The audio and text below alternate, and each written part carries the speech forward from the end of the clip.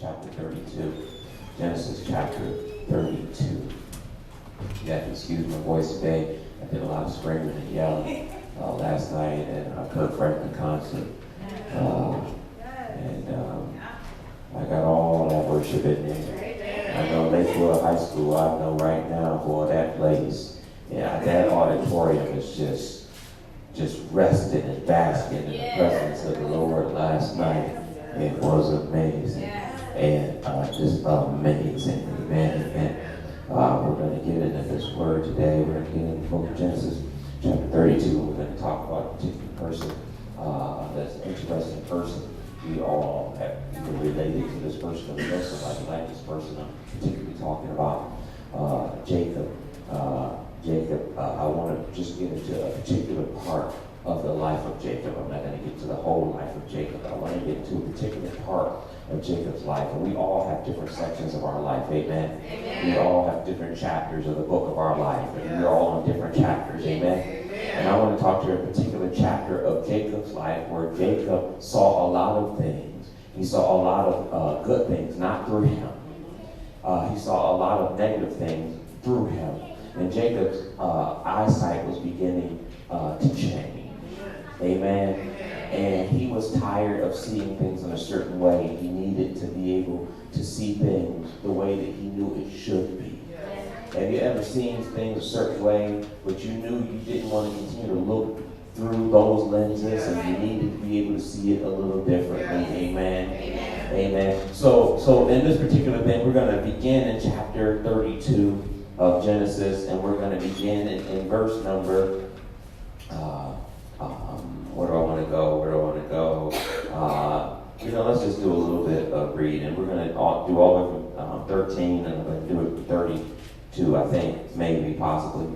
And 13, and he lodged there that same night, and he took of that which came to his hand, present for Esau. Esau was his brother. Okay, now we know the story about how Jacob, or hopefully we know the story how Jacob stole the blessing from his older brother. And in the Old Testament, the older sibling, the older brother always received the blessing from the father. And we know the story that Jacob was jealous of his brother Esau and what Esau was able to get, and Jacob didn't want to wait for it. Jacob didn't want to wait. Have you ever known you were entitled to something but you didn't want to wait for it? Oh, Lord, we could talk about that doggone thing. If we could talk about that thing. Have God ever promised you something and you knew you were entitled to it because God said you could have it, but then you didn't want to wait for it? Oh, Jesus. And you saw somebody else basking in some things that you thought, it should be my time right about now. I done paid my tithe collectively 2 times in a row. Come on, somebody. Come on. I done paid my tithes twice in a row. As soon as I got paid, I need my blessing right now. Do I have somebody to talk to me? Amen. And in that, don't shake your head. And anyway, in this exactly, y'all saw look at that, eyes rolled up in the church house. So anyway, he decided I need my blessing right now. I don't want to wait for it, and I don't think that my brother should be able to get a majority in the better portion of it. I think I need to get what I think I deserve. Amen. It wasn't my fault that I was born second. So therefore, I think I should get what he's going to get because actually I think I'm the better person. Basically what was going through his mind. You know what goes through your mind. Amen. And you know your own thoughts. And anyway, so he stole his brother's blessing, and we went through all of that stuff. And he perpetrated a fraud on his dying father. Shame on him. His dying old father that could barely see. Literally, his father had to be able to touch the face to recognize who his sons were. Amen.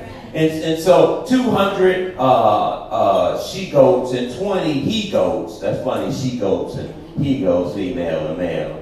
Amen, okay. We don't see she-dogs and he-dogs anymore, and she-cats and he-cats. But, it was the language that they used back in the day. Amen. I love King James. I'm sure it don't say that in your translation, but whatever. By the way, throw out, what does it say in your translation? Male and female. See, well, King James back in the day, she goes, he goes. Amen. and 200 ewes and 20 rams, 30 milch camels with their coats, 40 kin, 10 bulls, 20 she-donkeys. I cleaned that up for the babies in here, amen. And 10 foals. And he delivered them in the hand of his servants, and drove by themselves, and said unto his servants, pass over before me, and put a space betwixt drove and drove. And he commanded the foremost, saying, when Esau my brother meeteth thee, and asketh thee, saying, whose art thou, and whither goest thou, and whose are these before thee, then thou shalt say, they be thy servant Jacob's. It is a present sent unto my Lord Esau. And behold, also he is behind us. And he commanded the second and third and all that followed the drove, saying, on this manner shall ye speak unto Esau when ye find him. How you like me now, Esau? What I did. And who did all this? All right. So, 20, and say ye moreover, behold, thy servant Jacob is behind us, for he said, I will appease him with the present that goeth before me, and afterward I will see his face. Peradventure, he will accept of me. So went the present over before him, and himself lodged that night in the company. I know some of y'all like, what language are you speaking? Just keep up with me. I promise this will get good in a minute. Okay, I love King James. I know it's easier to read other translations, but I like to know how it was written in the text. Just get with me and pray that God will deliver you of King James-itis. That when you read King James, you just fall asleep. Pray off the King James-itis. Amen. Pray for a mind of King James, and God will open up your mind. But again, power, life, and death in the tongue. You keep saying, I can't get King James. You won't get King James. I don't understand it. You won't understand it. Now, so went the present over before him, and himself lodged that night in the company. 22. And he rose up that night and took his 2 wives and his 2 women servants. Stop right there. We don't do that anymore, please. Okay. All right. I just want you to know that was Old Testament. We in New Testament. Jesus said you're not under the law. There are no 2 wives up in here. Okay, I want to get that out. Okay, disclaimer. And he rose up that night and took his 2 wives and his 2 women servants and his 11 sons, and passed over the fork Jabbok, and took them and sent them over the brook, and sent over that he had. Put them all in one particular place. And Jacob now was left alone. Sometimes you got to get rid of everybody around you when you know that you need to change. Sometimes you got to put everybody else aside when you know you have to change. Not when you're trying to talk about somebody else need change. When you need change, sometimes you got to separate yourself from all your kinfolk. I like that word. I like to use that. And all your peeps and your people. And you got to separate yourself. And don't worry about why they questioning why you need separation. Because when true change happens, true change can't happen when other people bumping their gums. Old school way of saying running their mouth. Amen. Ain't nothing worse when you're trying to get a thought. Somebody won't shut up and they keep bumping their gum towards you. So sometimes you got to separate yourself or isolate yourself. Encapsulate yourself. So that you can get the change, not that people said you need, but the change you know you need. Anybody in here know you still need some change in your life? Anybody know you need some mental change? You still got some jacked up, crazy thoughts that come around at the worst times. You still have some mood swings. Come on, somebody. And sometimes you are just laughing and cracking up, and all of a sudden, you just bust out crying, and you don't even understand. Come on. All of a sudden, you start crying because you done locked up a feeling that you never dealt with. It's a time you should be happy, but all of a sudden you had a thought and it took you, because that thing was encapsulated up in there, caught up in there, and all of a sudden you saw something, heard one thing, and then all of a sudden it took you, and now you're crying. So you have some feelings you got to deal with, and sometimes you got to separate yourself, because sometimes you don't have time to explain why you're crying. Sometimes you don't even, and sometimes you can't stop frowning. And you don't have time to explain why you're mad. You just got to deal with the feeling. And this is where Jacob was. He had to put away all his people. Make sure that they were all taken care of. Knowing that change was about to happen. Did you ever know that change was about to happen? Yes, Lord. Did you ever know you didn't know how it was going to happen? Did you ever know that you didn't know what was about to break off when the change happened? You didn't know what friendship was going to stay and which one was going to end. You didn't know this was not a kumbaya, my Lord moment. You ever had a non-kumbaya moment that you knew you were about to get some change, and that change was about to change everything? And you didn't know how things were going to land, where things were going to lie, who was going to lie, who was going to float, but you knew change was about to happen because it was necessary. And that's where Jacob was. So this is just a chapter of Jacob's life. If we could just take our camera and put flash on Jacob's life, that's where we were right here. That's where we are. Just this particular part. He already stole his brother's blessing. He already did all of that. Got all the stuff. Handing out stuff from what he stole. Right. But deep down, he was not enjoying the fruits of what he got. You ever wanted something so bad, got it, and then realized, I don't like how I got it.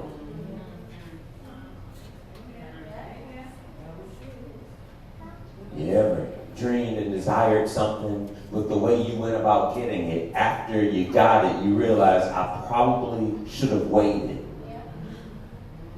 to get it the right way. But now there's consequences to the decision that I made that I'm going to have to deal with for the rest of my life. And then, I wish I had somebody that could relate to this. And you had some things, and the things were really nice, but you said, I wish, here we go, I wish I could have got God's blessing on this. And that's where he was.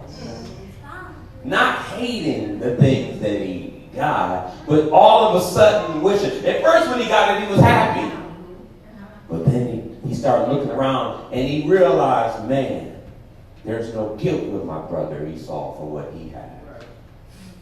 There's peace with Esau and what he had. I don't have peace.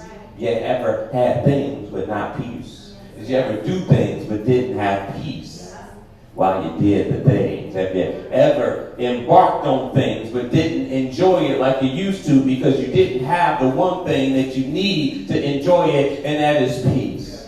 You realize you can't have joy without peace. And that's why so many people that I know working 2 jobs to get 1 salary and no peace. I know so many people working 2 jobs, don't go to church because they working also on Sunday. Got the money to pay half of the bills. Still not enough. And what they don't understand, the more they work, the less they will have, because God is making sure of that, because they already had an arrangement with God previously. That they forgot that they promised God, I'll give you 10% of what you've allowed me to get. But they got to a point that 10% was too much. And since they didn't want to renegotiate with God, they said, I just won't give you anything, but I'm going to do what I need to do. And the more they do, the bigger hole that they fall in. The problem is, they dug that hole themselves. I wish I had somebody to talk to me. See, the difference of I'm about to preach this thing. See, the difference of I'm about to preach this doggone wrong thing up in here. See, the difference of us in our own shovel and somebody else's shovel is God's involved in somebody else's shovel, but he's not involved in your own. See, there's a thing called digging and self-digging. See, when there's digging, God's allowing somebody else to dig on your behalf. Sometimes God needs you to be in a hole so he can get you out of it. And then sometimes, I told you I'm about to preach this thing. We're going to organize. Come on, get the fingers ready. Forget that fan, girl. Go on the sweat. I might need this thing. Listen, see, there's a difference between digging and self-digging. And see, with the digging, God tells Satan, have you considered my servant fill in the blank? See, with that, come on now, work with me. Get the fingers in there. Come on now, give me a little bit. Give me a little. There you go. Come on now, flow with me, girl. Get with me. With that thing, you need to understand something. See, I wish I had a witness up in here because this is why I love the story of my brother, Joseph. Digging was on his behalf, but God offered up Joseph. There were people that was jealous of Joseph, his own people that was around him, and they pushed him in a ditch. See, there's a thing of being pushed in the hole, and you creating your hole. See, that's why God sent people to deliver Joseph out of the hole, because God orchestrated that hole for him to fall in, for somebody else to come and pick him up from that hole and take him to where God needed him to be. See, there's a difference. See, sometimes y'all in the ditch and you wonder what I did. You were obedient.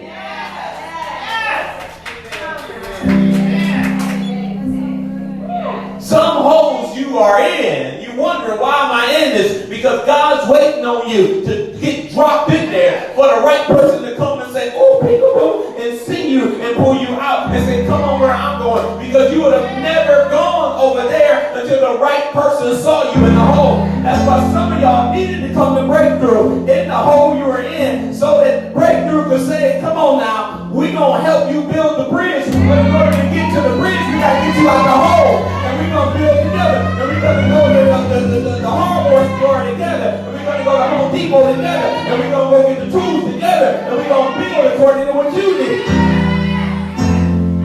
Don't you trip because you're in the hole when you didn't create it yourself. But see, there's another hole.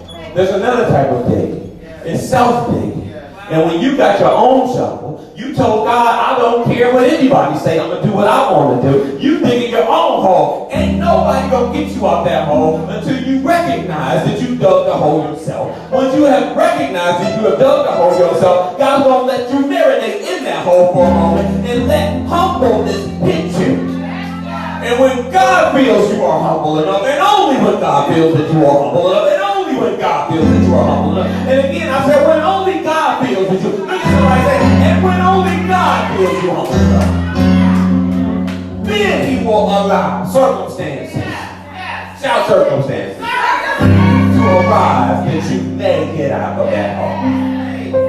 When you dug your own hole, you're going to stay in that hole for a minute. And God's going to be the judge because he's the author and finisher of that faith that you are working on.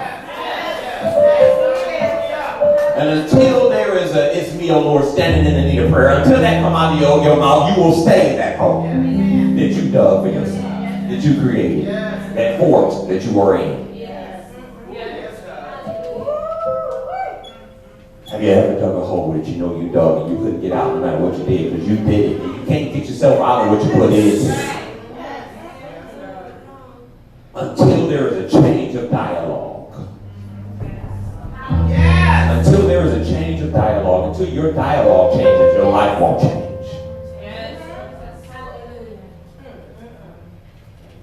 So there are people working 2, 3 jobs, still can't pay their bills, still not happy. Left their Savior, made their boss become their Lord.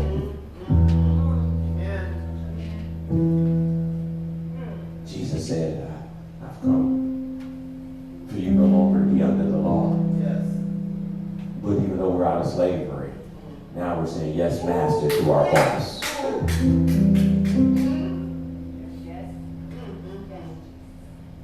We don't say yes, Jesus, yes to our master, which is our boss now. You need to do some overtime, master? I certainly will.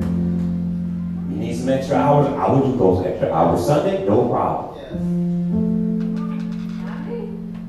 You can tell when God is pleased over somebody's life by what's happening in their life. Do I have a witness? Because even when everything is not perfect, things are good. Yes, God.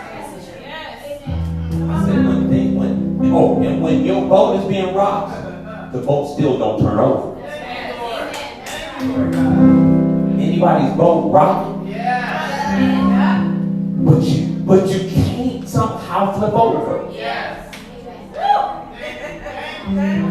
Oh, your boat, the waves take your boat. You like that thing with the air in the boat. But for some reason, the boat won't flip over. Why? Because God says no weapon that is formed against you shall prosper. And the devil like, what can I do to turn this thing over? I keep rocking it and shaking it and everything. And we doing this, but we can man do it for a night.